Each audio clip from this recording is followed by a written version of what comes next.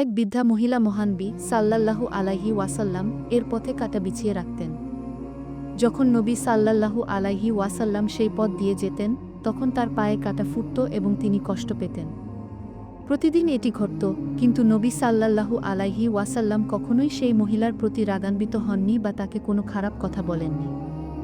একদিন নবী সাল্লাল্লাহু আলাইহি ওয়াসাল্লাম সেই পথে যাচ্ছিলেন, কিন্তু দেখলেন যে পথে কোনো কাঁটা নেই।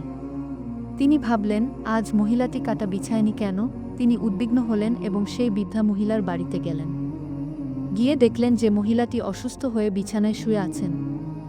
নবী সাল্লাল্লাহু আলাইহি ওয়াসাল্লাম সেই বৃদ্ধা মহিলার কাছে গেলেন, তার অসুস্থতার খোঁজখবর নিলেন এবং তার সেবা করতে শুরু করলেন। সেই বৃদ্ধা মহিলা নবী সাল্লাল্লাহু আলাইহি ওয়াসাল্লামকে চিনতে পারলেন এবং তার ব্যবহারে অত্যন্ত লজ্জিত হলেন। তিনি বুঝতে পারলেন যে যাকে তিনি কষ্ট দিতেন, তিনি আজ তার সেবা করছেন। মহিলাটি নবী সাল্লাল্লাহু আলাইহি ওয়াসাল্লাম এর মহানুভবতা ও ক্ষমাশীলতা দেখে মুগ্ধ হলেন এবং ইসলাম ধর্ম গ্রহণ করলেন। এই ঘটনাটি সরাসরি কোনো হাদিসের শব্দবন্ধ না হলেও বিভিন্ন হাদিসের বর্ণনা এর মূলভাব পাওয়া যায় এবং এটি মহানবী সাল্লাল্লাহু আলাইহি ওয়াসাল্লামের চরিত্র ও আদর্শের একটি সুন্দর উদাহরণ। এটি আমাদের শিক্ষা দেয় যে খারাপের প্রতিও ভালো ব্যবহার করা উচিত এবং ক্ষমা মহত্বের লক্ষণ।